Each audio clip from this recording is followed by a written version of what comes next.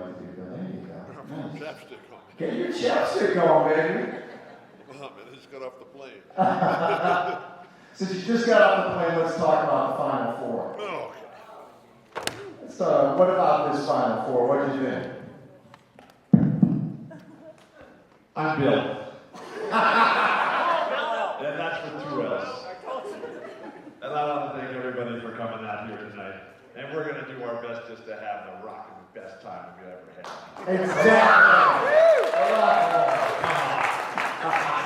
Too bad they changed the smoking ordinances here in California.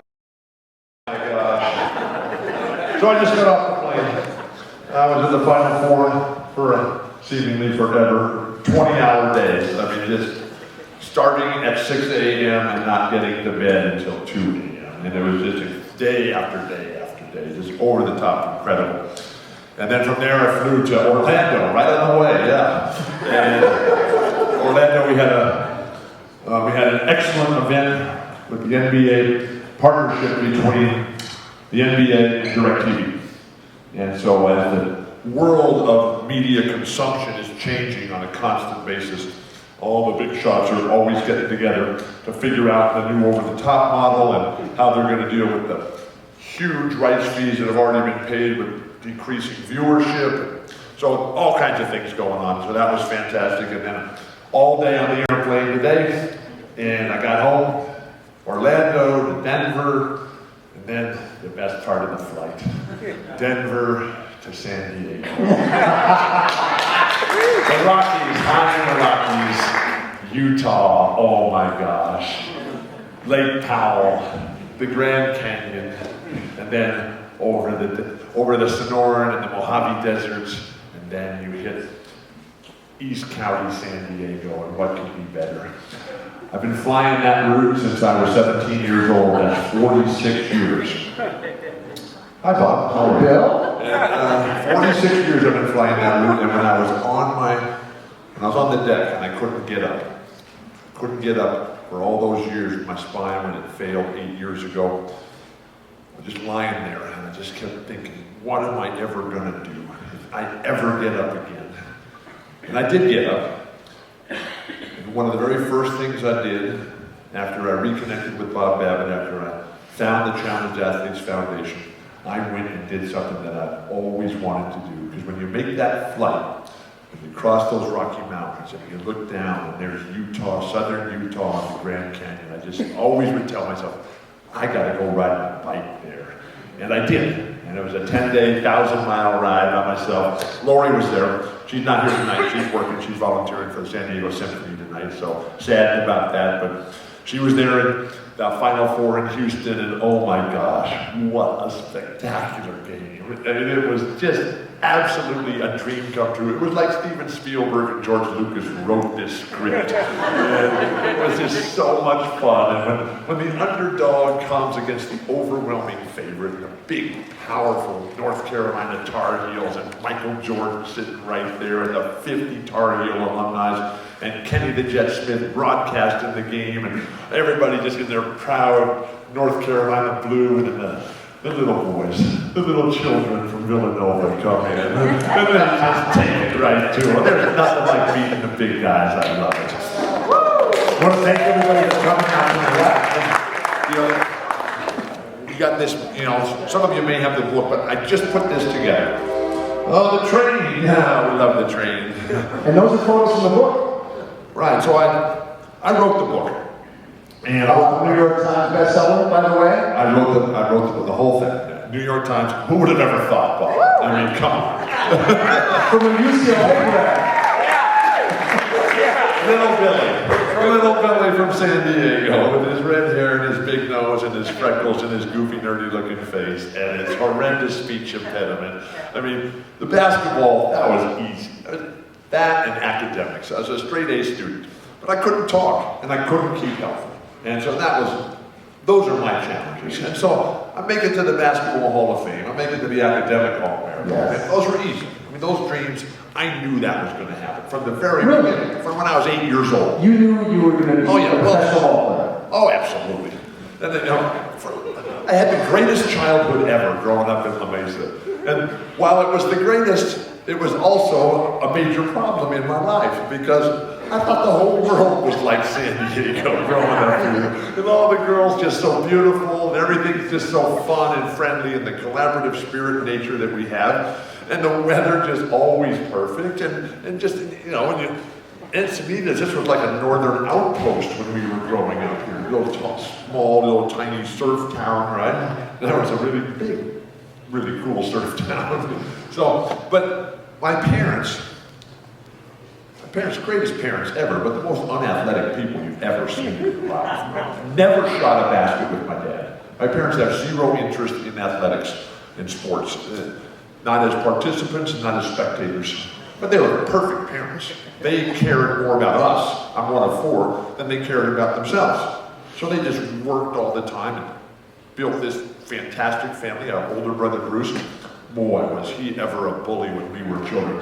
His son Cam, a Harvard graduate. Cam, raise your hand. We can't see a thing up here, folks. So I know Cam's out there. There he is, over there. I see Cam. Wife Jamie, proud parents, have 3 children, 3 little angelic girls, and they just live here in the neighborhood here. Our oldest son Adam lives here in the neighborhood with his 2 children and his great wife Tracy. My dad, he was perfect, but I saw him run one time at the church picnic and just fell over laughing. You know, we were playing softball, and he's up at the plate. We're over there giggling, you know, look at that, look at that. And then he crushed the ball, crushed it. Over the left fielder's head, he got thrown out halfway to first base. Oh my gosh. So I did this book, and it was quite a challenge. And then I just came up, after the book came out, it dawned on me, because the inspiration, you never know where it is, but it's just this poster. And the guy who did all the artwork in the book, Simon & Schuster's the publisher. Oh my God, they're the strictest people I've ever come across.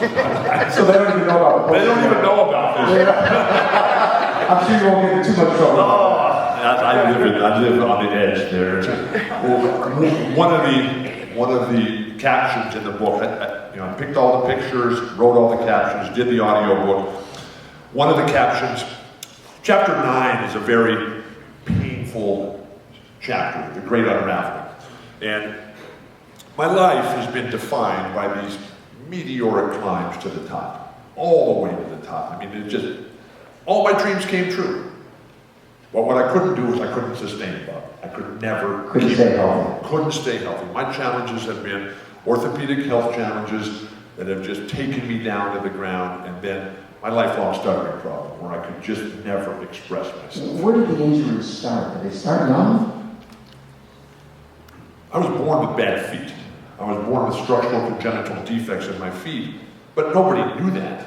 I thought everybody's feet hurt all the time, and only the lucky people could talk. Even when you were in grammar school, your feet I was just wrong. We just went full speed all the time. And that's just part of the deal. You go that fast, that long, that hard, your feet are gonna hurt. I didn't understand that nobody else's feet were hurting out there. But then, when I was 14, I was down at the Helix gym, and I was playing against some really old guys. They were in their 30s. And I was torching them. I was having a big day. They didn't like it. And so they took me down and tore my knee up. I had my first of ultimately 37 orthopedic operations. But I ground my feet up into dust, and from here down, it's all one bone. Now, I'm not here to complain. I'm doing fantastic, folks. And I have come so far in such a short time. I have had spine issues, and I know there's other people here in the audience who have spine issues as well. We have Ricky James over here, we have Lance Weir down here, and I can't even see who else is out here. But eventually, you'll all have spine problems, I promise you. Because I know, I hear about it all the time. But I'm one of the lucky ones. I've gotten all back. And what you have meant to me, Bob, what this community has meant to me, this is my hometown. And my greatest failure in life as a professional is right here in San Diego. My biggest mistake in life was when I was with Portland, because I'm a hippie. I'm a San Diego hippie. We get dressed in the parking lot as we go, right? And so I get up there to Portland, and I had zero interest in business. I wanted to play ball. I wanted to be on tour with the Grateful Dead. I wanted to go backpacking. I wanted to go ride my bike. I wanted to hike the John Muir Trail. I wanted to go to the beach. I wanted to play Frisbee. I wanted to do all this stuff, read books, go to movies, and just have the time of my life. But then I was just consumed by this overwhelming avalanche of business, and I had no interest in that. Money, when I was in high school and going to UCLA, right, John Wood and Denny Crum, they kept getting me jobs all the time, right? And then I would, and they'd like work really hard, and they'd contact all the alumni here and say, give Billy a job. I said, no problem. So I'd show up and I'd work for 2 or 3 days, right? And then I'd just quit. But then I'd like be off somewhere, go off with the Grateful Dead or up in the Sierras or riding a bike in East County or doing something. And then Wooden and Denny Crum would call me up and say, Bill, we worked so hard to get you this job and you worked 2 or 3 days and you quit. I said, well, I made enough money in those 2 or 3 days. It's going to last me a couple months. There's no reason to work anymore. I don't want to work anymore. So then I get up to Portland, and everybody wanted a part of me, a piece of me on the business side, and I just wasn't interested. All the fast food companies, all the soda companies, all the junk product companies, to do the endorsements. I just said, no, that's not my deal. And there was this one guy, he just kept coming, and he had this ugly pair of shoes under his arm every day. He said, Bill, wear my shoes. He's like, I got a pair of shoes. Bill, I'll pay you to wear my shoes. I make enough money. Come on, Bill, just do anything. You're Oregon, you're cool, it's fantastic. And I said, no, I'm not going to do it. Just leave me alone. That was Phil Knight. Phil, who went on to become the most important man in the history of all sports. You weren't interested. I wasn't interested, and it was the biggest financial mistake of my life. You think? and so, nobody's made more mistakes than me. And I'm guilty of everything. We've had this the time of our life. But whenever I'm with Phil now, and whenever Lori's there, Lori and Phil, they're just me. Coach Wooden was right. He is the slowest learner that we've ever seen. Talk about Coach Wooden. Talk about why you went to UCLA. Okay, so I was trying to get to that point here on this poster. That when you look at, so all of these pictures, this one poster tells the whole story of the book, and they're going to be around here. And so there's one picture in there where it's a black and white photo. Taken not too long ago, but I'm at UCLA at Pauley Pavilion and the statue of Coach Wooden outside. And Coach Wooden has this very stern look on his face, right? As he always was. Because this guy, I thought my parents were strict. Coach Wooden was off the charts. And then Simon & Schuster come in. All they ever said was no, right? But we're here today, we're on the New York Times bestseller list. So they just gave him go, go, go. And so the caption, as I'm standing on this picture, taken over the last few years, and I've kind of got my head down and I'm kind of pondering all the mistakes and all the failures in life. And there's John Wooden standing up tall, erect and proud. And the caption is, little Billy begging for forgiveness for the things that I could never get permission for. And that was my relationship with this guy, who for 43 years, we talked all the time. He called me as a high school student every Monday night at 6:15. Dinner at our house in La Mesa, where my mom still lives to this very day, 63 years, they moved there when I was born. My dad, he passed 13 years ago, but every night at dinner, my entire life growing up until I left for college, there was never a night where both of my parents were not at the dinner table at 6:15, and we had to be there too. And that is the complete opposite of my life, because one of the other pictures, a lot of pictures in the book, is of our 4 children when they're growing up. Adam, Nate, Luke, and Chris. And Cam was part of that, and his sister Harmony. And they just wanted more from me. And I just really wish that I had been a better dad. Wish I had been there more. But I was on the go, and I was chasing my dream. And my life, even though I'm from San Diego, and I've lived here, I just haven't had any business connection to the town here other than my failure as a clipper, because my business was always on a national level, either playing or the broadcasting or the corporate speaking circuit, and now on the New York Times bestseller list. Who would have ever thought?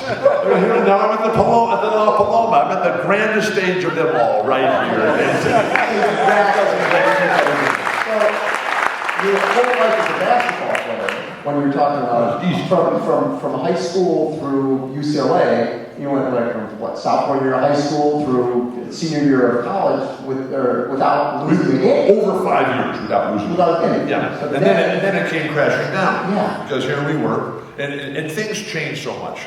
Because as long as Bruce was there, my brother Bruce was there in the games. Enforcer. It was fine. Yes. Because anybody that got near to me ended up basically at the hospital. And then my first couple of years at UCLA, we had Spinal, who was the big, powerful dude, and his own personal story is incredible.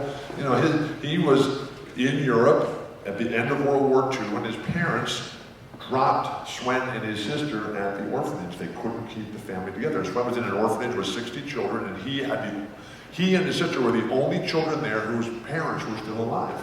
And then he got reunited with his parents on a Hollywood game show up in Los Angeles. It's just an incredible story, Swen Nader. And he was a big, tough, powering dude, and then he left. And so on our senior year, when everything changed, because we started there 46 years ago, and we were just voted the greatest college basketball team ever. But the records still stand to this day, but as we went on, the teams realized that they couldn't beat us. So then they just tried to beat us up, and they just tried to hurt us. And they were coming after me in particular. Right. And so one time, on January 7th, 1974, not that I remember, but I'm high above the basket, making a play on the ball. And the guy from the other team, in a despicable act of violence and dirty play, came from across the court, took my legs out from underneath me, flipped me over, and I landed flat on my back on a tartan floor. Oh, I love the sound of this. See, that's cool. First thing I remember knowing is the lonesome whistle blowing and a youngin's dream of growing up to play in the NBA. And today, Merle Haggard, who wrote that song, he died, 79. And we were on tour with Merle and Bob Dylan for a really long time, and it was fantastic because Merle would be up there singing Okie from Muskogee, right? You know, we don't smoke marijuana in Muskogee, we don't take our trips on LSD, right? And we're saying, hey, come on, quit singing that song, come on, we're having a good time on this tour, right? And so, at the end of the tour, Merle gives a press conference, because they were really bugging him, and those guys, they're not really giving press conferences. No. So, Merle said, okay, at the end of the tour, I'll give a press conference. And so, everybody's standing around watching, and the reporter says, so, Merle, what's it like being Bob Dylan's friend, and what's it like being on tour with Bob Dylan? And Merle said, you know, I've been on tour with Bob now for a year. And when I started this deal a year ago, I didn't know Bob at all. And after a year being with him, I know him even less. And so it was just fantastic. And so I broke my back on January 7th, 1974, and things were never the same again. So here I've got a bad foundation, I've got the bad feet, I got the crooked leg, now I got a broken spine, and I just kept going. And it just... You came back from that though, to play great basketball in college. It's all an accommodation. Yes. You know, and as we learned from the Challenged Athletes Foundation, which has taught me more of life's greatest lessons than I think anything else. You know, on that long plane ride, because when you're a stutterer, when you watch TV, and you watch guys like Mike Tirico, and you watch guys like, or you listen to guys like Mike Greenberg from Mike and Mike in the Morning, or you have the privilege of growing up with Chick Hearn as I did, and someone whose brain and mouth is in perfect sync.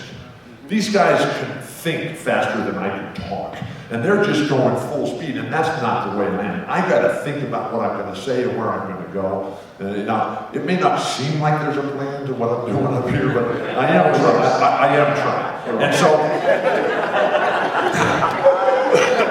so here I was with the Challenged Athletes Foundation at the bottom of the morass.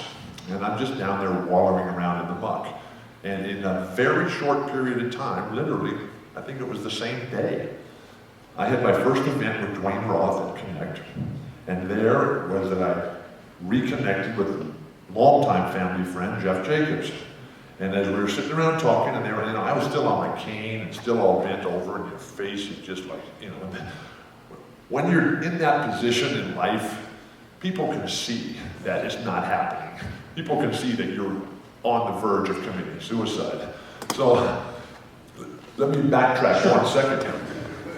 Focus and discipline, really the strengths of my game, keeping it together. And so, as I was just getting up, Lori and I went up to Shoreline near Palo Alto Mountain View for the Neil Young Bridge School concerts. And I was still on my cane and still all bent over, and during one of the intermissions, I had just, before that, somebody called me up, a newspaper in Los Angeles. They called me up and they said, Bill, we're coming up on Coach Warden's 99th birthday. Now, we're worried that he's not going to make it to 100. We hope he does, but would you please just write a little bit about Coach Warden on his 99th birthday?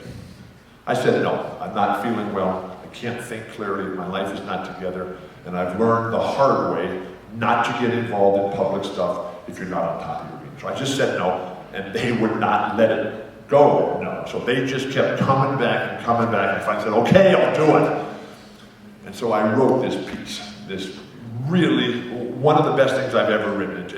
And I pulled it all together. Told them how much I loved them, told them how sorry I was, told them how hard it had been for me, begged him one more time to take the letter from Nixon down from the wall in his house, and one chair that I could sit in. I wasn't smart enough to bring my own chair and sit at the other end. But anyway, this whole letter, and then I talked in the letter about what I would give you, Coach Warden, as a present. And I was just coming back from my spine, and in the weight room every day in my backyard, where I went from basically just trying to get into the weight room and lie down on the massage table to actually doing some exercise, and the long, hard climb back up to the top of the mountain. And at the very same time, within 3 weeks of each other, Bob Dylan released Together Through Life, and Neil Young released Fork in the Road.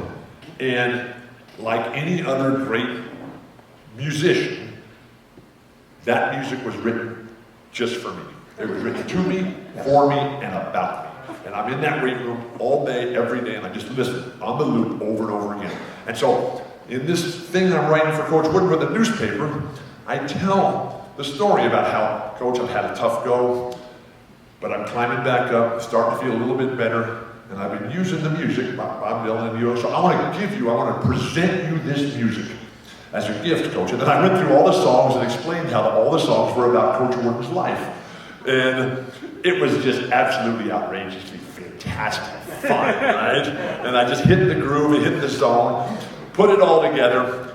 The very last line is, Coach, thank you, I love you, and I'm sorry for ruining your life, but happy birthday anyway, right? and so I turned it in the day before his birthday, right? And they say, Bill, it's too long, we're going to edit it. I say, you're not going to edit it. If you say it's too long, don't use it. You asked me to write something. I said, well, how long is too long? I said, Bill, we wanted 75 words. How many did you write, Bill? And I said, I don't know. I never do the word count, right? How many did I turn in? 2773. Well, I said, okay, fine, don't use it. Argued on the phone all day. Just don't use it. And I hung up. They called back. Just don't use it. Hung up. The next day I pick up the paper. They run the whole thing on the front page verbatim. And so, now I forget where I was, but we were challenged athletes. Yeah. Challenged athletes. And the incredible, Neil Young at the Bridge School. Exactly. Thank you. It does come back, folks. It does. It's hard getting old. 63 now. Just getting started. And so I'm backstage, and I bump into Neil, and I'm on my cane, and I'm all bent over, and he looks at me and he says, how you doing, Bill? I said, Bill, I'm having a tough go. And he says, I can see that. And then we start talking, just yakety-yak, you know. And then he stops, puts his hand up, stops me, and he looks at me, and he says, hey, I read that piece in the newspaper in Los Angeles that you wrote about Coach Warden. And as he's telling me that he read it, I look at him, he's got a little tear running down his cheek. He said, Bill, that was beautiful. Now, when Neil Young tells you you just wrote something that was really beautiful, that makes you really proud. And I kind of stood up a little bit, but then I realized that my cane was not long enough, and so I had to go back down. And so I find this incredible day. It was at the Estancia. Dwayne Roth and Jeff Jacobs. And they're asking me, and they're looking at me, and they're saying, "How you doing, Bill?" I said, I'm not doing that well, trying to make it. And they said, "Well, we can see that." And so by the time I got to my car, and I checked my phone, there was an email from Jeff Jacobs with the link to the Challenged Athletes Foundation. And here's my train. A headlight on a northbound train in the cool Colorado rain. I was in Colorado, it started sprinkling. If the Grateful Dead picture shows up of the rainbow at Levi Stadium, I was there, and it was just so incredible, and how fantastic that was. But this Challenged Athletes deal, it has taught me more than I think anything in my life. Now, I've lost some really, really big games, and Wooden would always tell us every day, because he never talked about winning and losing. He never used the blackboard. We never had a play. We never watched film. He never called timeout. He talked about he mentioned the other team twice in 4 years. We lost both of those games. Thanks a lot, Coach. But he would tell us all these big picture things about life. And he would always say, do your best. Your best is good enough. That's all I ask. But whatever you do, don't beat yourself, don't cheat yourself, don't shortchange yourself, because that's the worst kind of defeat you'll ever suffer, and you'll never get over it. We thought he was nuts. Until January 19th, 1974, 11 days after I broke my back. Some of the pictures in this slideshow are from that game, and you can just see someone who was just in so much pain and so much agony, and I got a bloody mouth because here I was in the hospital for 11 days at UCLA, and I got up and I put a corset on, and they put steel rods in the corset to hold me upright. I got on the plane and flew across, and the very first play of the game, Adrian Danley, he comes in for Notre Dame, and he comes in, and I got him smothered. I got him perfectly covered, right? And he puts the ball back at this right hand. He takes his left hand and punches me in the mouth, throws the ball straight up. It doesn't even go in the basket. The ref comes in and says, "Basket counts. That's a foul on you, Walton." And that was the way the rest of the day went. But we had a 17-point halftime lead. This is the Notre Dame. January 19th. We had a 17-point halftime lead. And then we had an 11-point lead at the ball with 3 minutes to go in an era that predated the shot clock and the three-point shot. We missed our last 6 shots, turned the ball over 4 times. And then we had, and they made their last 6 shots. And everything that Coach Wooden talked about came true in our lives. Because when we played for him, I talked earlier this evening about the burden of growing up in San Diego where everything is perfect. At UCLA, everything was perfect. My whole life was just fantastic. I was 21. I was 21 before I ever encountered anybody that didn't have my best interest at heart, right? And then I joined the NBA, and then everything changed. And so here it was, we lost 4 of our last 17 games after having not lost any. But we had injury problems with my broken spine. We had chemistry problems, and then we had personnel issues. Because Coach Wooden, he made the choice that Greg Lee, the key to our team, was no longer his golden boy. And so it was just very, very sad. And no matter what I did to convince him that we need him. We needed him. He was the key to the team. And nobody else knew that, except for us. And so they always thought it was me. But Greg was the key. You knew. So when Jamal Wilkes, 2 stories about Jamal real quick. Jamal just went into the College Basketball Hall of Fame. We were together back in Houston the whole weekend. It was fantastic. And so Jamal and Greg and I, we were the core of the team. In 1985, 10 years after John Wooden retired, he was asked at a press event, "Coach, describe the perfect basketball player." And so Coach Wooden went on this endless list of character, discipline, all the pyramid of success attributes, footwork, balance, physical fitness, great student, great human being, and on and on. He goes on and on. The reporters are trying to get everything down, and then finally he just stops. And he says, you know what, just take Jamal Wilkes and leave it at that. But when Jamal was on the Lakers now, after he won Rookie of the Year in the World Championship in the NBA with Golden State in '75, he leaves and goes to the Lakers as a free agent. And he's playing with Norm Nixon and Kareem and a bunch of other really good players. Jerry West is the coach and Chick is the broadcaster.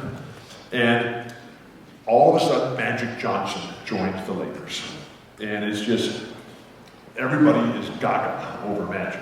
Have you ever seen anything like this? And they're on and on and on. Have you ever seen anybody pass the ball? Have you ever seen anybody play like this? And so the reporters, they just keep coming to all the Laker players to ask them for a new comment every single day about Magic, right? So they come to Kareem and they say, well, what do you think about this guy Magic? He said, hey, I'm Kareem Abdul-Jabbar, get out of my face and leave me alone. Jamal, so kind, so nice, he would answer them. And they didn't, but the repetitive nature of the media, just coming with the same question day after day, time after time. And then finally, you know, what's it like to play with Magic Johnson who passes the ball like that? And Jamal just puts up his hand and says, hey, stop, wait. I played with Greg Lee. And then he just turned and walked away. Wow. So, you know, and Greg is, he lives here in San Diego, and we're going together to tomorrow night to the Elvis Costello show, and that's going to be fantastic. Love that. So you go right from Coach Wooden. Right. You go to Portland, the first couple of years, Injuries, broken body, everything went wrong. You know, the Blazers, they tried their best. They did whatever they could, but I just could not get healthy. And so Lenny Wilkens, he just kept telling the management, you know, this team is never going to come together. Never going to come together. But, you know, we have to make trades. The personalities, the chemistry is just not going to work.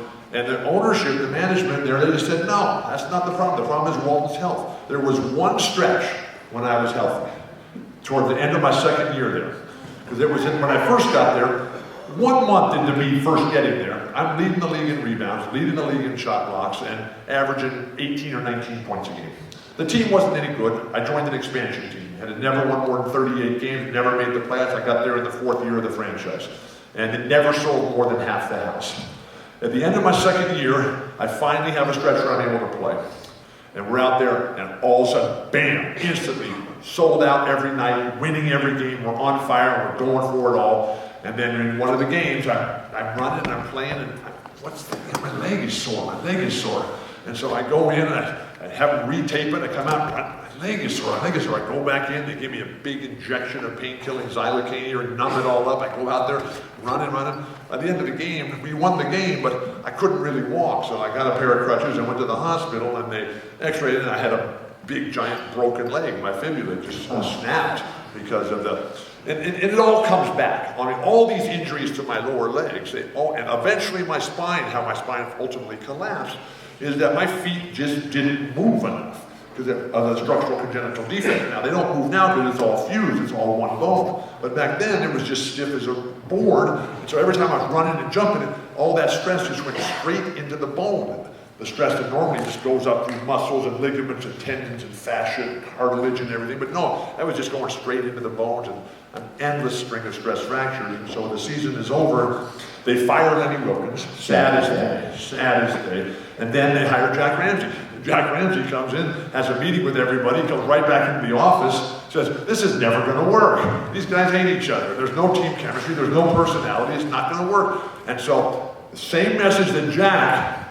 said, that message that Lenny Wilkens preached for 2 years got Lenny fired. That message got Jack Ramsey the world championship. They're one of the great teams ever, with the fastest backcourt in the history of basketball, and then the greatest trailblazer of them all, Maurice Lucas. Our son Luke Walton was named after him. And that year you played 65 games, which made a huge difference. The fact that you were healthy. Yes, well, I was healthy other than the 17 games that I didn't play. Yeah. And sadly, we lost most of those games, but I played we had a really good team. Yeah. It was such a perfect time. Yeah. It was Oregon, it was cool, it was hippies everywhere, and it was just fantastic. You walk around and you walk down the street in the grass and there's wild mushrooms growing everywhere. It was like fantastic.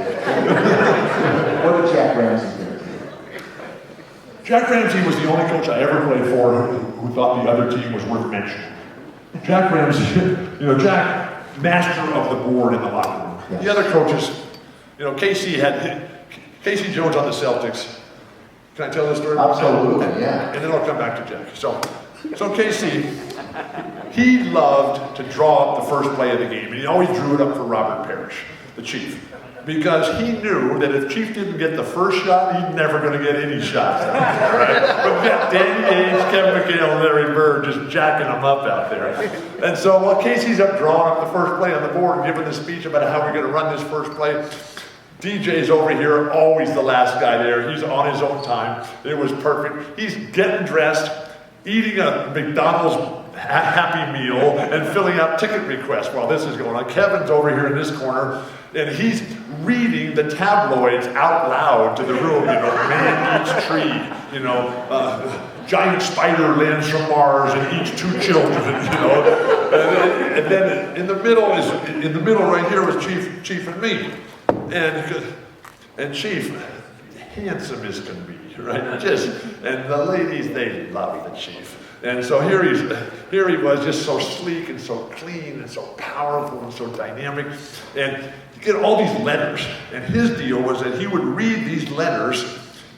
He'd read the letters to himself during the pregame meetings for inspiration, right? And these letters have all this erotic prose on it, right? Photographs and perfume, And I'm sitting next to him and I can hear him breathing, right? Just getting ready, right? And then he starts moaning. He's rubbing the letters on his stomach. And then I elbow him. I said, Chief, he's drawing up your play. And Chief says, Bill, don't even pay attention here. Larry's going to shoot it every time. And then over here was Larry. And Larry, he would sit in his locker before the game. He'd be dressed. He'd be out on the court for an hour and a half beforehand with 3 men. Not little ball boys, men who the Celtics hired to just feed them the ball. He'd shoot for an hour and a half, run laps, do everything, come in, take a hot shower, and then he'd go and sit in his locker in his uniform, but no shoes on, just his socks. And he'd sit down, and he'd just look down and start chewing on his thumb. And the bigger the game, the more he chewed on that thumb. And then over in this corner was Danny, little Danny. The younger brother, I just never shut up, just yakety-yak, always about what a great golfer he was, what a great baseball player he was, how much money he was making. Finally, Kevin would get so tired of Danny yapping away. Kevin would put the tabloid down, go over and pick up his Bible from deep in his locker, walk across the room right in front of Casey, who's still drawing up the play, right? But nobody's listening. Nobody's listening, right? And he says, Danny, put your hand on this Bible right here and tell us what you really shot on the golf course today. Danny would turn beet red and go over to the corner, turn around, sit down, and just start up again on a totally another subject, right? And so while this is all happening, and Casey's right at the final moment where it's going to be, this is where Chief gets to play, Larry jumps up and says, enough of this. I'm going to shoot a 3 off the opening tap and we're never going to be behind again. Now let's go. And Casey goes, yeah, let's go, Celtics. What made Larry Bird? So back to Jack Ramsey. What made Jack Ramsey great? What a brilliant question. So Jack was such a deep thinker. All the other coaches I played for were like John Wooden. The other team is irrelevant.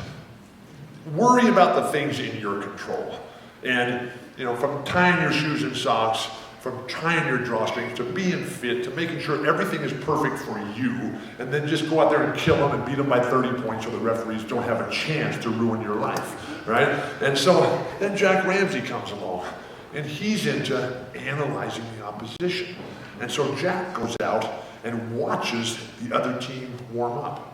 Watches the practice, sits there in the front row and just staring them down, right? And they're just like shaking that Jack Ramsey's looking at him, right? And then Jack comes in the locker room and he's got the board just perfect. And every board he ever put up, across the top, the same 3 words: run, run, run.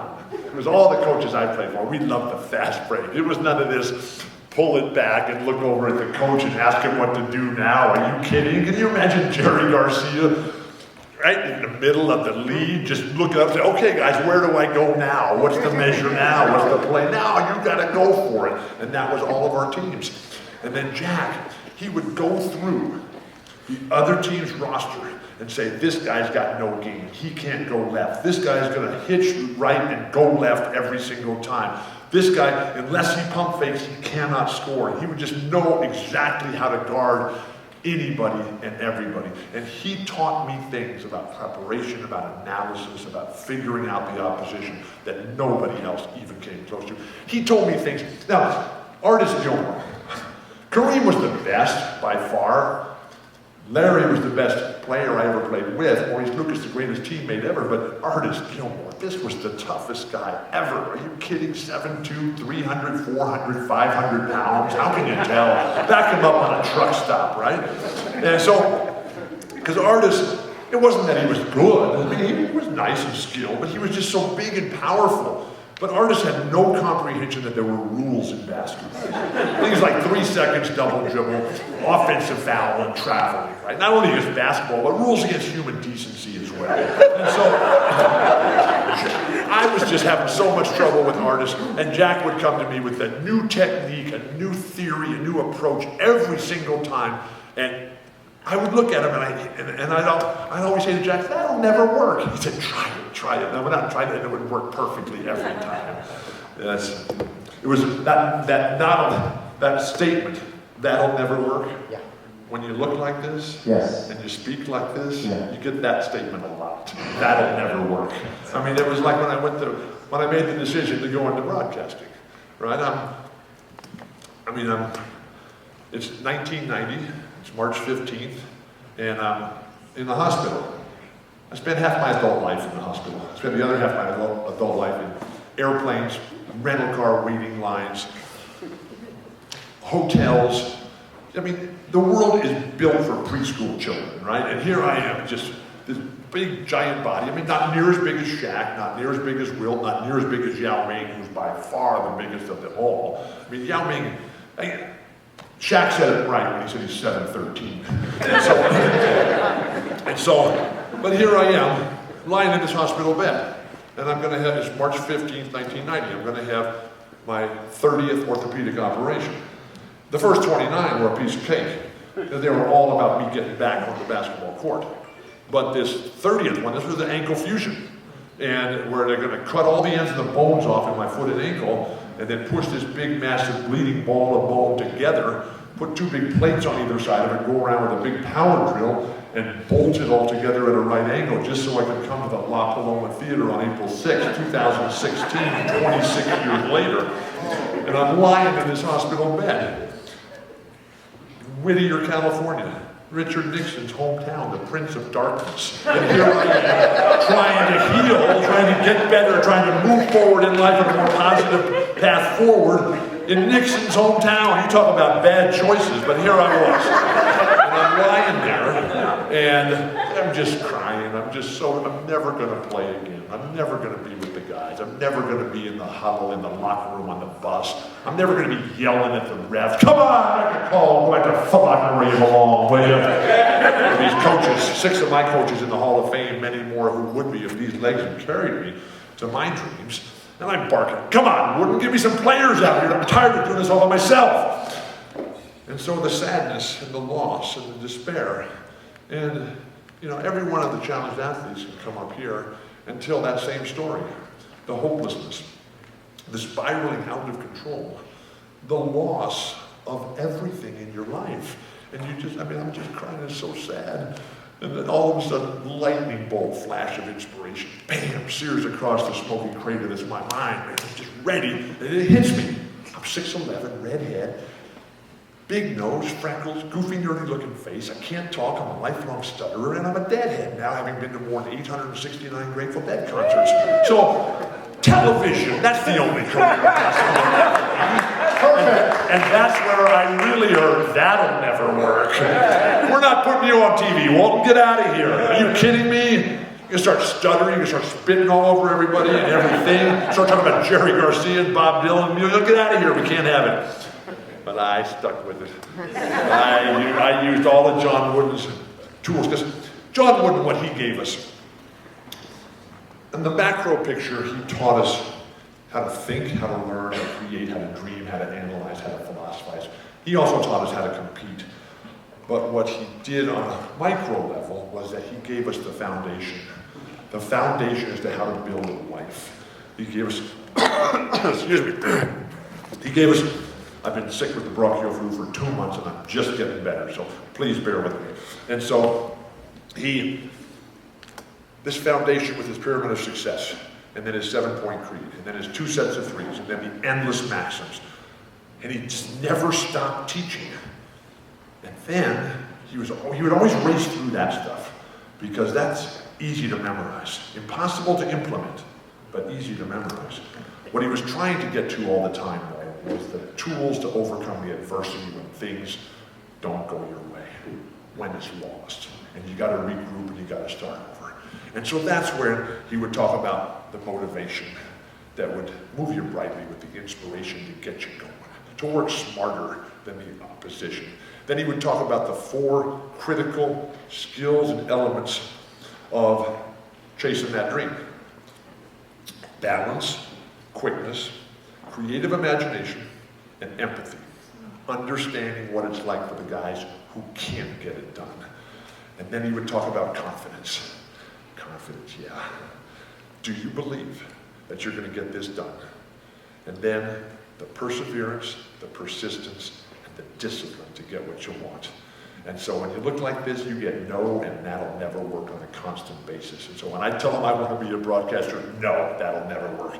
I want to be a broadcaster, no, that'll never work. Every time I just took a step back and a step back. And I had this, by this point, I had spent the previous 4 years in the hospital. And I had nothing. I had no income, I had nothing. And so and Lori's there, and the children are there. How are we going to eat? Where are we going to live? And I said, I'm going to be a broadcaster. No, that'll never work, right? So I finally got my first job. What was your first job? My very first job was a CBA game on the radio from Bakersfield, California on Christmas Day for no pay, and the team and the entire league were folded the next day. But yeah, I was broadcasting. Yeah. 18 years of chasing that dream. My spine failed. Just before my spine failed, February 2008, 8 years, 2 months ago, I had been named. After them telling me no and that'll never work, I had been named one of the top 10 pundits in all of media. I'd been named one of the top 20 sports business representatives around the globe, and I was named one of the top 50 sportscasters of all time. No, that'll never work. If I can do that, if I can do this, if I can come up with this poster, if I can write this book, if I can do the audio book, if I can do that, little Billy from San Diego wants to keep you from doing anything. And that's why I applaud my buddy Ricky James, and that's why I applaud my friend Lance Weir, because I remember when I was down and I didn't believe, and I'm going to kill myself because my life is over, because I know what the steps to happiness, they're coming for me, I know. From the trains to the home before daylight, let's go, that's the rule. And so I'm lying there and I'm going to kill myself because my life is over, it's not worth living. And I know what the pillars of happiness are. Health, family, home, and the hope and dream that tomorrow's going to be better. And I had lost all of that. And I was there, and I'm just thinking, I gotta kill myself. There's just no way out. And don't ever discount anybody who's suffering from these catastrophic spine issues. More people kill themselves from spine issues than from any other malady. And so I'm lying there, and poor Lance, my best buddy over here, but Lance, this absolute stud who 23 years ago had a tough day, and he's been in that chair for 23 years. And I've never heard a word of complaint out of this guy. He's the ultra-endurance athlete of the millennium. He's doing things that no other C5 athlete has ever done, ever, anywhere. And he's doing it right now. And I'm lying there, and I think I'm going to kill myself.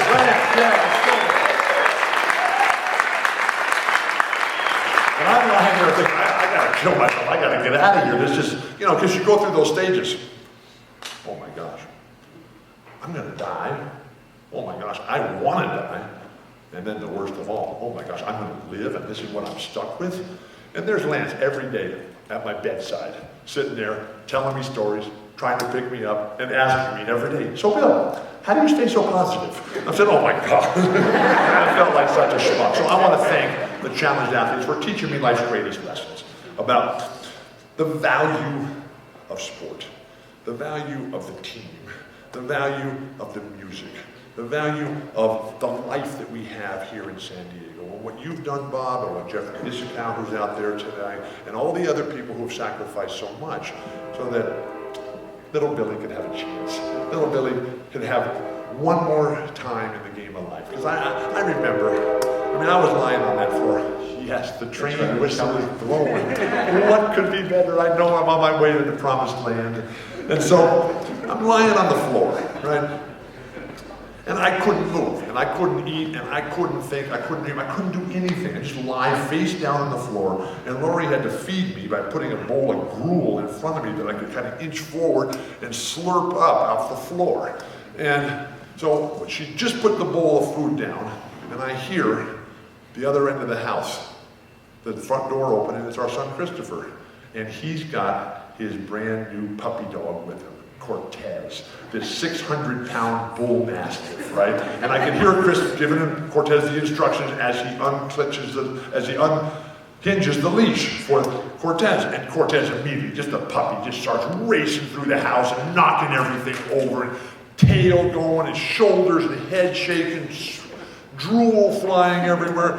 And I can hear Cortez getting ever closer as he comes to my end of the house. And he comes around the corner, and he looks, as he comes around, he looks, and he sees me, and he sees this bowl of food right there in front of my face. And Cortez just comes right in and grabs, eats the whole thing in one bite, porcelain included, gets up, shakes his head, drool everywhere, can cure our drought in a heartbeat, and then he turns, and without looking back, he just walks out. And as he turns the corner to go on to what's next, he belches and passes gas right in my face. And there was nothing that I could do. It was the lowest moment. And then, it wasn't too long after that I was at the hospital, gonna have my spine surgery, because I just wasn't gonna get any better. I've never met a person, there's two people I've never met in my life. If you're one of those guys, please raise your hand. I can't see anyway. I've never met a person who just jumped up and said, boy, do I ever love my insurance company. And I've never met a person who jumped up and said, man, I'm going to go have spine surgery today. And so, but I lost my insurance. And when I got fired from ESPN, because I couldn't get up off the floor, my spine failed working for them, flying 600,000 miles a year in all these terrible hotels and planes you can't fit in, and the chairs, for all the preschool children, right? So I bring my own chair. I love my chair. I love my bike. I love Bob Babbitt. I love San Diego. I love La Paloma. So I had to have my spine surgery February 8th, 2009. 7 years, 2 months ago. And I'm in there, and my body was so debilitated because I had not been able to get off the floor. And I'm in the bed, I'm lying there, and Dr. Garfin is right next to the bed. Huge staff he assembled. My surgery was ultimately 8.5 hours long. And so he's got his whole team there, and he's patting my hand, and I got tears coming down my cheek, because you don't know if you're going to come out of this one, right? And it's just, this is not easy stuff.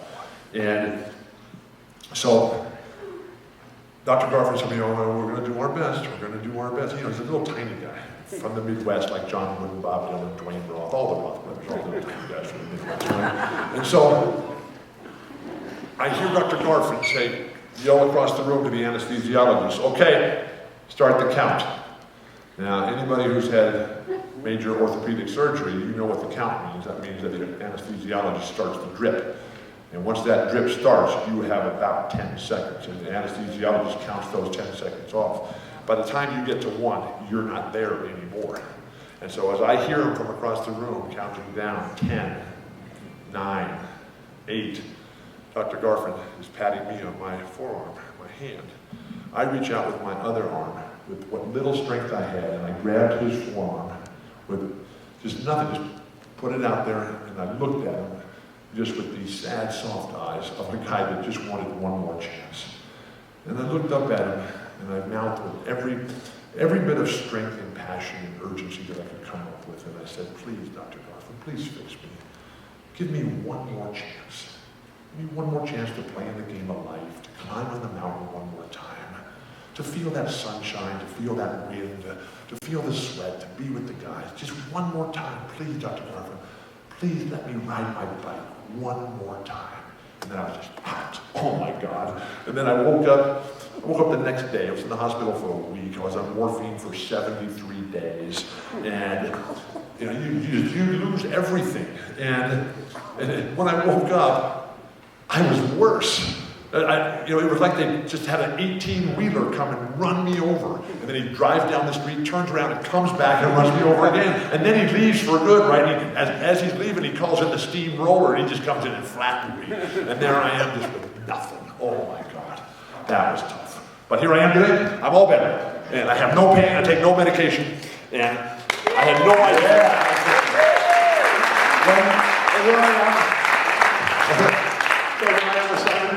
And all they did, they were just like John Wooden, they just said no all the time. What was your first bike ride, and when did you realize that you could have your life? Oh my God, well, it's an everyday thing. Yeah. I don't have any pain, and I don't have to take any medication, but I know that if I don't get down in the early morning to the YMCA in Mission Valley, Rick Kozlowski down there all the time too, and one of the founders of Challenge Athletes Foundation. I'm saying his name right. Absolutely. So he's got a hard name to pronounce, man. I mean, there were some other guys in this Final Four. There's no way I could have called him Archie. That's what I called the guy. And then, how do you spell Krzyzewski? K. Right, okay. So anyway, Rick. So my first bike ride did not go well because there I was. And with your spine, with my spine, I cried every day. Tears of sadness and loss and loneliness and hopelessness.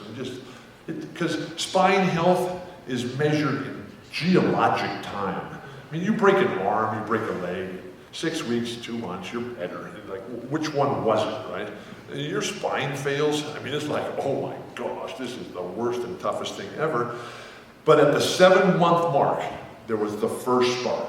The first spark that, okay, I'm gonna get better, I can feel it. 2 days after that, I go out on my bike for the first time. And I'm still all bent over. I'm still using my cane, and I can barely turn the cranks. But I was on my bike, and I could feel wind, and I could feel sun, and I could feel sweat. I said, oh my gosh, this is fantastic. And I'm only riding for 5 to 6 minutes. Our neighborhood is just flat, cul-de-sacs, dead-end streets, no traffic, just perfect, just for this nice, easy first ride. As I come around the last turn, we've been in our house now for 37 years on the north edge of Balboa Park, and nothing good in my life, nothing good could ever happen that would entice me to leave where we live. It's a dream come true. I just absolutely love it. It's perfect. And it's that home aspect of the pillars of happiness. And so as I'm coming around this turn, all the teenagers, they're all on the far street corner. And they're all having a great time. The guy, 14-year-old boy, lives next door. He's got a couple of real hot California beach girls with him right now. And all the guys are like looking at these girls. They're in their bikinis, right? They got flowers in their hair and beads and knives. It's like really, really cool. And so all the teenagers are looking at these girls. But then they see me coming on my bike, and they're like, oh my God, Bill's on his bike. We haven't seen this in years. This is so incredible. And so, Bill, this is great. We're so happy for you. Your back must be feeling better. I'm kind of waving to us. I'm slowing down to dismount. And while this is all happening, this transformation of attention on the girls in the bikinis to me riding my bike for the first time in years, the guy who's got the girls with him, the 14-year-old boy, he gets mad that the attention has gone away from him. So he grabs his Tony Hawk skateboard, he jumps up, and comes out into the street to put on a show and draw the attention back to him, and he loses control on takeoff and plows into me. No way. Just runs right into me and knocks me off my bike as I'm going like 2 miles an hour in front of my house right there for 37 years, right? And I go down in this big giant heap of broken, bloody, bleeding, helpless, hopeless ball of flesh. I look up, and the children are just gone, dust in the wind, right? I look back and my bicycle is broken. I reach down and my pelvis is broken. I reach back and my sacrum is broken.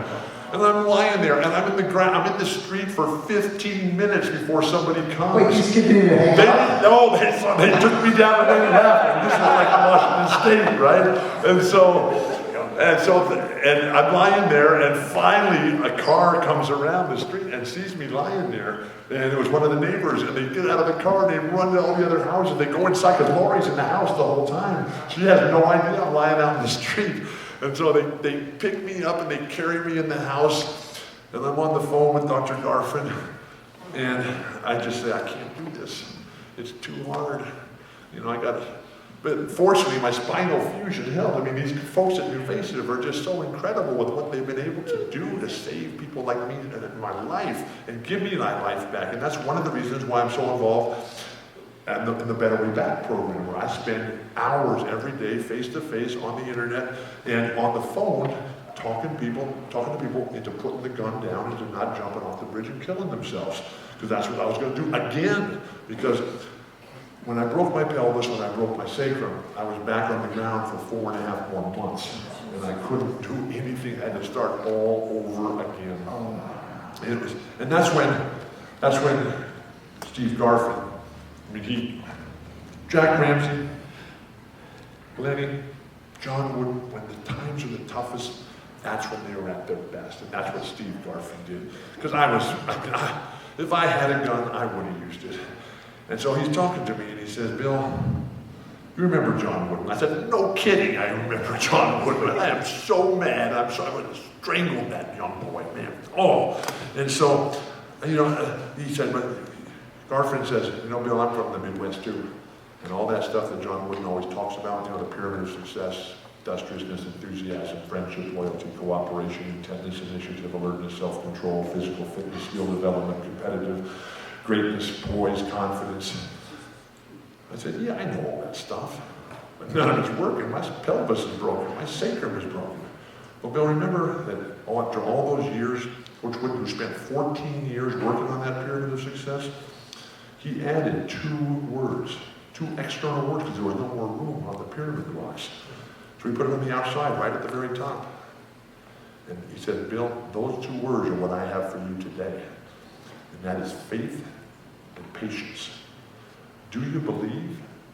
And are you willing to put the lifetime in that it takes to get this job done? And when I see what you've done, and I see what the challenge athletes have done, and I've seen what Ricky, and when I see what Lance has done, and anybody else who's out there is in the same situation. I know Sarah said she was going to come. And, I know Scout's story, how they threw her in the closet, closed the door, and said, you're not worth anything. I know Sarah's story, when the coach told her that you don't belong here, just go play by yourself. And the challenges that we face, the loneliness, the despair, and the hopelessness, because that's been my story. My story has been success and failure, hope and despair, and life and death. And so here I was, this moment once again when Gefrom had to say, faith and patience, do you believe?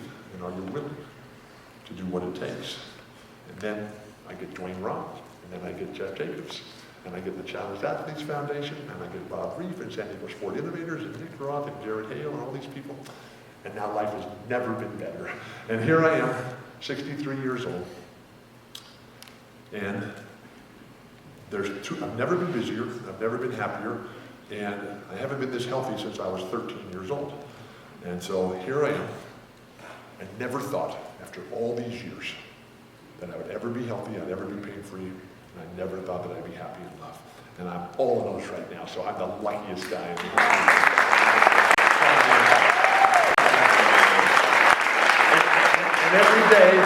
And And every day I get this email from my publisher, Simon & Schuster.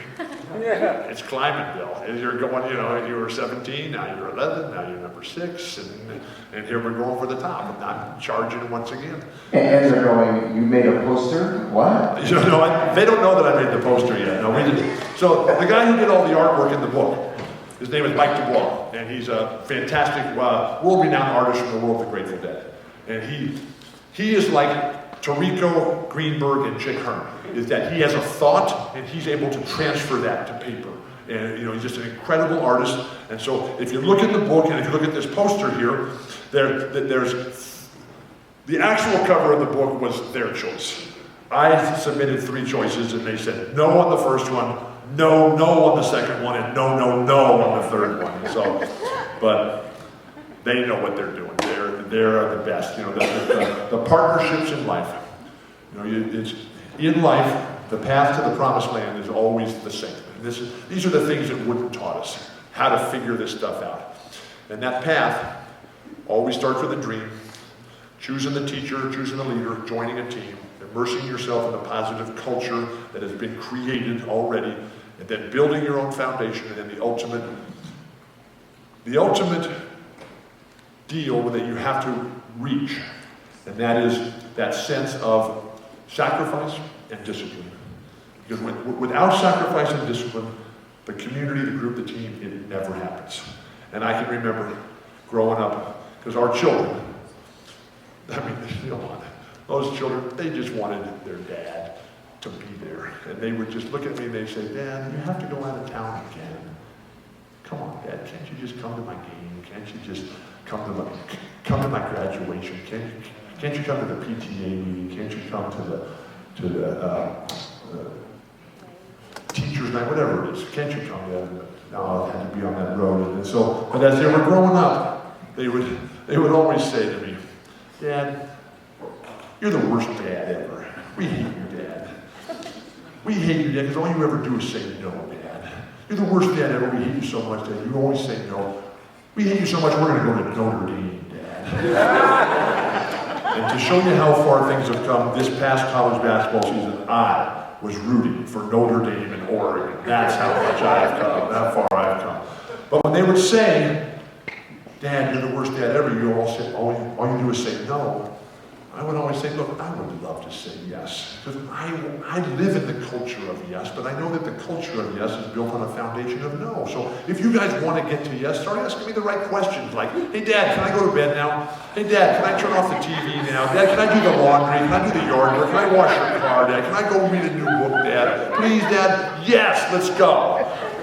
And then I always would make it whenever they wanted to ask me something, like whenever they wanted me to get them something like a car or money or more clothes or whatever, I would always say, okay, repeat, memorize this mantra, and then come back to me in 20 minutes after you've really meditated on this mantra for a minute. And this mantra is, the worst things you can do for the ones you love are the things they could and should do for themselves. And so as they would come to me, I'd be in the house working, they'd be out in the basketball court playing, chasing their dreams. And they'd come in and say, Dad, my jumper's not going down. Hey, will you call up Larry or Magic and have him come over and work on the game? Say, get out there and figure it out. That's how life goes. You got to get this done on your own. And then one day, Luke comes in and says, Dad, Adam and Nathan, they're cheating, Dad. They won't let me win. I'm so much better than they are, Dad, and they're just fouling me and pushing me, Dad. And it's just terrible. I said, Luke, get out there and figure it out. That's how you become the champion. And he comes back, Dad, they're pushing me to the ground, Dad. They threw me down so hard, Dad, my arm is really, really sore. I said, you'll be fine. Put some ice on it. And they said, Dad, I have dinner. Dad, my arm is killing me. Put some ice on it. You'll be fine. Goes to bed. Dad, my arm is killing me. I put some ice on it. You'll be fine. Wakes up the next morning. Dad, my arm is killing me. Put some ice on it. Go to school. Let's go. So I drive him to school. By the time I get home, the nurse calls Lori. Says, Lori, would you please come and pick up Luke? He's got a broken arm. And so, way to go, Dad. So, Billy, Yeah. you mentioned team, and I know... Love sirens. Sirens, trains, bikes, team. I figured that relates to lyrics. Greatest team ever, Team Chase. There you go. We ride with a purpose. And Talk about the ride down the coast. Talk about the ride with Lance and what that means. I love riding my bike. I've been riding since I was 5. My bike is everything. It's everything I believe in, science, technology, engineering. But what it really is freedom and independence. Because I can't walk. I walk for function, but I don't walk for enjoyment. I don't walk for exercise. I walk from chair to chair. But I can ride my bike. I'm not a good rider. I cannot accelerate. I cannot climb. I cannot ride out of the saddle, but I love my bike. My bike, freedom and independence, and it allows me to get from A to B when there's no way else I can get there. And that sense of self-esteem, the sense of being part of the team, the sense of accomplishment. And when we ride with Lance, I used to think that I was riding my bike until I started riding with Lance. And the sense of the team that has come together, and we all ride for the Challenged Athletes Foundation, we all ride for Team Chase. Chase Boyd is a young boy that his story is in the book, as well as Lance's. And then this is the greatest team I've ever been on. I've been on some spectacular ones. Helix, UCLA, Portland, the Celtics. I also spent 6 years on the Clippers, so I know the difference. And I know the leadership that it takes at the top. And we have Andy Boyd, Chase's dad. We have Lance. And to be able to be out there, because the first time you ride with Lance, your life is never the same again. And you realize just how special it is. And the inspiration, the shining eye. I mean, sometimes the light's all shining on me. And it is because I know Lance Weir. I've known him for 14, 15 years now, and he has made my life full. And because of Lance, I got to get Cortez, the dog that eat my food, as my service dog. We kept telling our son Chris that, look, this is not working out. Cortez needs a better life. Cortez, he needs to live in Yosemite or Glacier or Lake Tahoe or Yellowstone. That's the kind of space he needs, right? And he was living, Chris is a great dad and a great husband and a fantastic human being and a philanthropist and a businessman, entrepreneur and everything. But he was it was his first dog, and it's just, a dog like Cortez is not your first dog, right? So we rescued Cortez from Chris. And little did I know that it was Cortez who rescued me. Because anybody here who's ever seen a service dog in action, service dogs do everything. They open doors, they do the laundry, they pick things up. But what they really do is they make you happy. And Cortez made me happy. And it was just a couple of days before the book launch in New York City.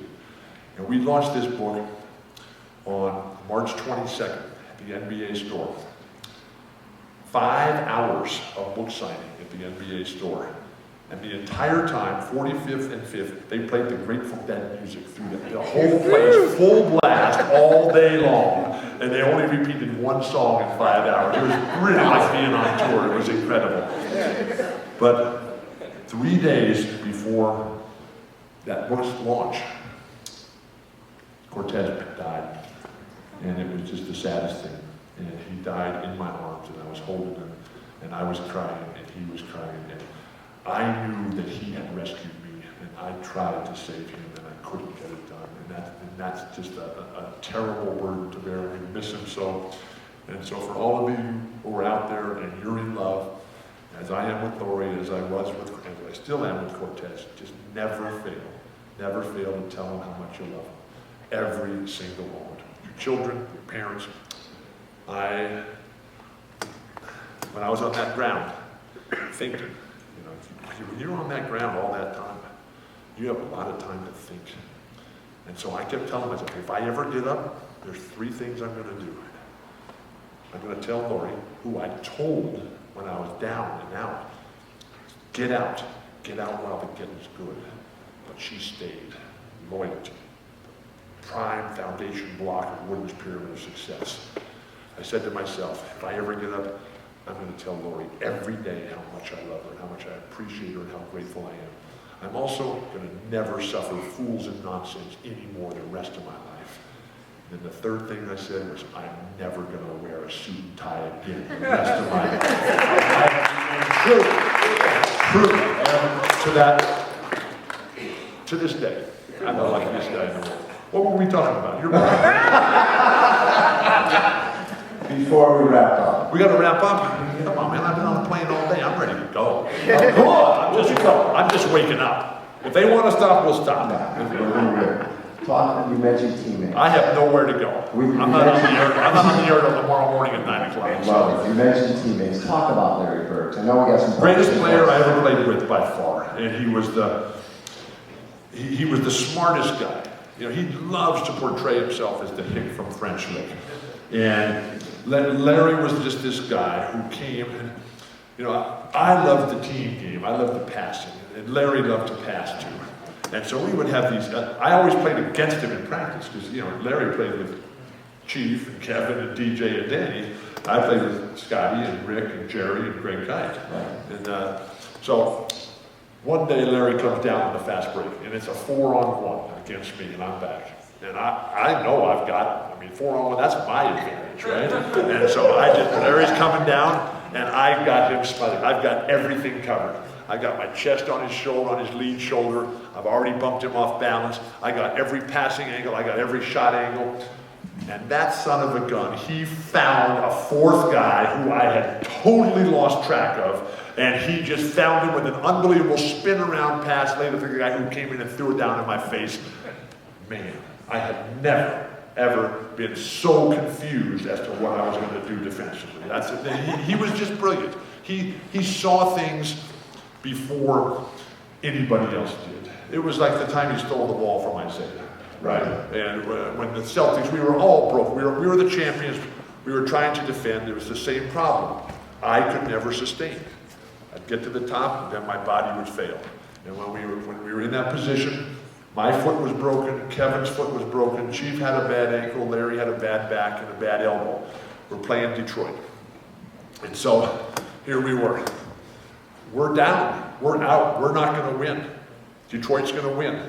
In Boston, in the closing seconds of the game, Detroit ball out of bounds, all they have to do is throw the ball up the court. Isaiah gets the ball, looks up the court, and then throws it right to Larry Bird. And Larry Bird grabs it, throws it to DJ, who makes a layup, and we win the game, right? That was the same series that Isaiah and Rodman at the start of the series said Larry Bird's just another player. The only reason that he's any good in there, he gets all this publicity is because he's white. And we're like, yeah, right. Okay, so the media makes a big deal out of Rodman and Isaiah saying this crazy stuff about Larry just good only because he's white. And so, but Larry didn't care about that. Why would you ever respond to nonsense like that? And so, but David Stern was just irate. And so we come back and after Larry steals the ball from Isaiah, gives it to DJ, we win that game and we go on and win the series. And now we're going to play in the finals. Lakers. Except we're all broken. And we can't run and we can't play. And they're on the top of their game. And so David Stern, who had just taken over a year before, David Stern is just so mad at this whole thing because he's trying to sell the game and build a business. So he orchestrates this apology, public apology that Isaiah is going to show up at the finals, have a press conference with Larry Bird, who wants no part of this, right?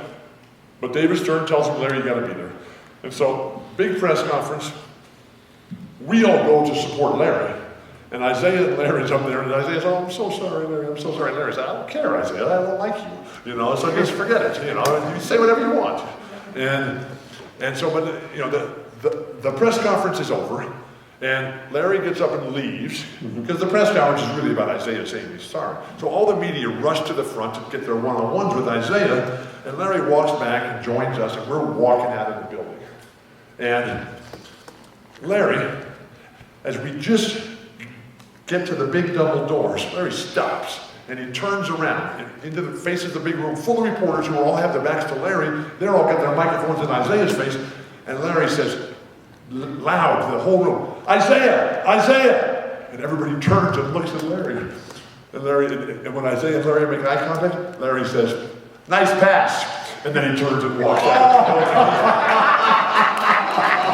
Now they go on. Their careers are over. Both their careers are over. Larry's retired to Naples, Florida, big mansion down there. And Isaiah goes on to a business career, which is a miserable failure in most everything. And coaching, miserable failure in most everything. But he ends up coaching the Indiana Pacers.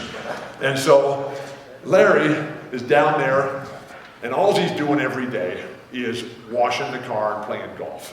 Washing the car and playing golf, day after day after day. And so one night at the dinner table, there are 2 children. Larry and Dinah had 2 children, Mariah and Connor. And they were very young at the time. And so at dinner, Mariah and Connor say to Larry, "Dad, what's wrong with you, Dad? You're really weird. Everybody we go to school with, all their dads have jobs. And all you do, Dad, is wash the car and play golf every day. What's wrong with you?" Larry didn't say a word. The next day, picked up the phone, called the NBA and the Indiana Pacers, said, "I want back in." So he was immediately named president of the Indiana Pacers. That had Isaiah Thomas as the coach. Larry's first day on the job, picks up the phone, "Isaiah, you're fired." There's nothing like it. He was so awesome. We loved that guy. We would do anything for him. So, you got a little bit more? Okay. Yeah. So, Greatest moment. Oh, the greatest moment by far was the day I beat Kevin McHale one-on-one. Practice. Really? Oh, Not the NBA finals, no, next. no. We were going to. So when I was on the Celtics, I was just broke down. I mean, my body, I just couldn't play. I'd already had 27, 28, 29 operations before I got there, but Kevin and I would play every day. But we never kept score. Never kept score, never called fouls. We just played for fun and didn't work on our game. That's what's great about being on the team. And then one day, at the very end, Casey Jones, he was the most like John Wooden ever. And Casey, he started practice. He tried to start practice, but Kevin and I wouldn't buy in. We were having too much fun. And so he said, "Come on, right now, you're going to play it off in front of everybody." And everybody was there. Cowens, Havlicek, Red, all the legends were there. And lined up the whole team, and I just absolutely torched Kevin McHale. It was just the greatest thing. And it was unquestionable, because Kevin was the second greatest low post player I ever played against. Kareem was the best by far. But Kevin, we called him Frankenstein. Kevin could stand up, erect as can be, and dangle those long arms of his, and he could scratch his shins without bending over. And when Kevin needed his foot operated on, having to put a screw in his foot, they just took the screw out of his neck and put it back. So one time, we're playing the Fakers, Celtics Fakers, big game, big moment. And, we couldn't stand the Fakers. And we had nicknames for them. We had, Magic was tragic, Worthy was worthless, and Kareem with the big goggles and the bubble eyes, he was the lizard. And so, the lizard, right? And so we're in the huddle, and it's like game-winning time. We got to make one play to make it happen, right? As time is up, and we're figuring it out. We're fighting. Okay, we got to go. You take tragic, you take worthless, and I got the lizard. Let's go. And Casey Jones, just fantastic coach. He's listening to all this, and he goes, "Wait a second, this is nonsense. Come on, where's your respect? Respect for the opposition, for the game, for the foundation, for the NBA." And we're like, "Oh, come on, coach." So those are great champions over there. You can't be talking to them like that, treating them without any dignity and respect. Come on, let's go. What are you guys doing? We're like, "Oh, we're so sad now. Our shoulders are slumped, our chins are down, our tails are between our legs." He turns and walks out of the huddle. He gets halfway out of the huddle. 180-degree pivot, comes right back, and he says, "Okay, I got it all figured out. You take tragic, you take worthless, and you take the lizard." We won the game. It was fantastic. How about a huge round of applause?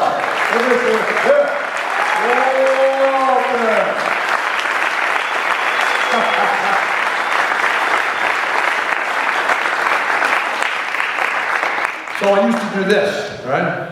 But then I changed, and now I do this. And I changed when I saw, a year or so ago, the Bill Graham Traveling Museum exhibit in Los Angeles at the Skirball Center. And Bill Graham, the greatest, he's the business guy and the promoter who made rock music what it is. And Bill Graham, as we go through the craziness of this presidential campaign and all the hate and And I'm reading this phenomenal book right now. I just finished David Axelrod's Believer, strongly recommended that one. And I just opened up a new one, In the Garden of Beasts. And this is about the early days of Hitler. And in those early days of Hitler, in Germany, in the early 33, 35, Bill Graham, he was there. And Bill Graham's parents put him on a boat to get him out and sent him to America. And so you walk into this Skirball Center, you think you're going to get this unbelievable thing about music, and you walk in and the very first picture you see is this huge black and white photo taken from a boat that is coming up the Hudson River into New York City, and the Statue of Liberty is out in the foreground, and there is this line of children, all 5, 6, 7-year-old children with their backs to the camera but looking out at the Statue of Liberty, and every one of them, they got their hand raised and they're trying to absorb that light. So when you folks are out there and you're thinking, what am I going to do? Be that sponge that soaks it up, but then when that light comes in, just be able to absorb it and then push it right out. And as I want to push it out and thank you guys, I want to thank Ricky, I want to thank Sarah, I want to thank Lance, Bob, and everybody, because I'm here today because of your sacrifice, because of your discipline. I'm here today because of what those visionary people at Nuvasiv and the sacrifices that Dr. Garford and my parents and my first coach, Rocky, who passed away this past August. Rocky, who volunteered at our elementary school for 59 years, never took a penny. Now, I can't say after all these years that Rocky ever knew anything about sports, but he sure knew life, and he sure made it fun. And Rocky never took a penny. He's the richest guy I've ever known in my life. What he meant to our community and building the lives of all these countless numbers of children. And then Chick Hearn.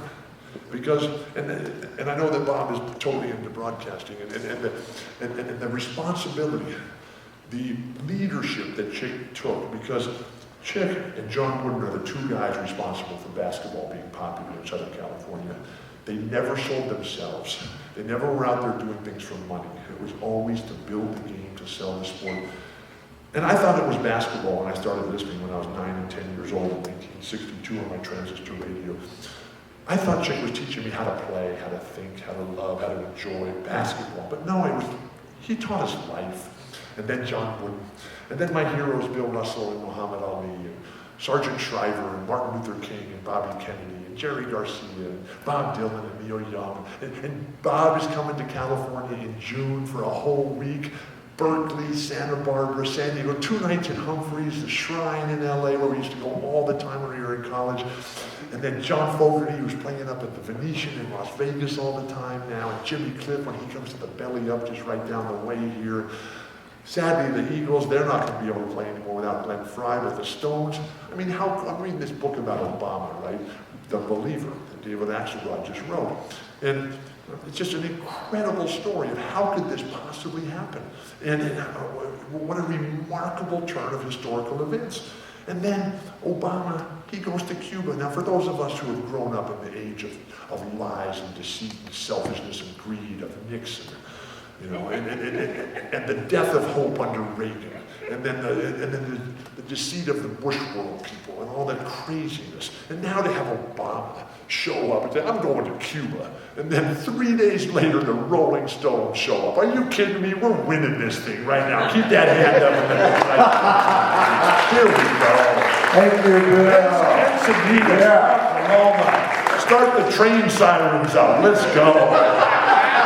Hey, so First thing I remember going was that lonesome whistle blowing. The youngins' dream of growing up to play in the NBA. Come up and take a look at these posters here. Yeah. Very, very nice. Lots of pictures. If you want to get a photo with Bill or have your book autographed in the lineup, people down this Are we side. going to take any questions, or do we don't have time for questions? Yeah, Whatever. a couple questions. We have somebody with a question here. Yes, sir. You may have trouble believing this, but it's tough for me to get to bed at night. Yeah. I bet. Yes, sir. I have a question.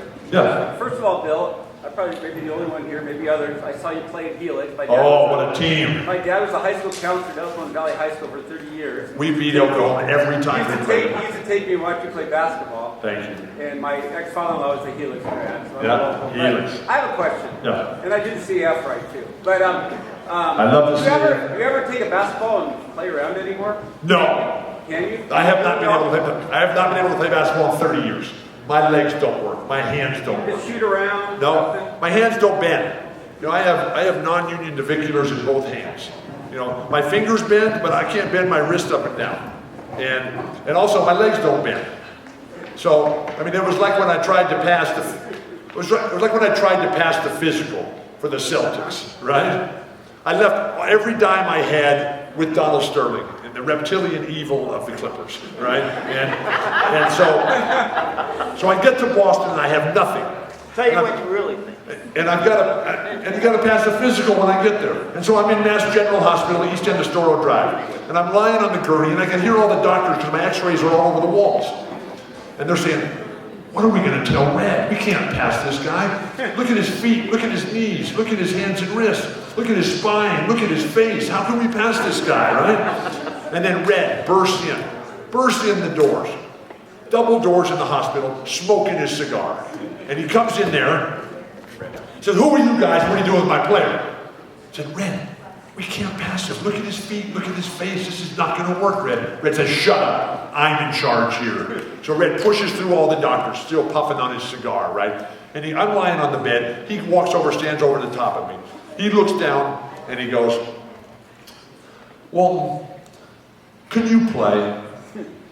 And I look up at him with the sad, soft eyes of a guy that just wanted one more chance to be part of something special, which was my whole life. That was my dream.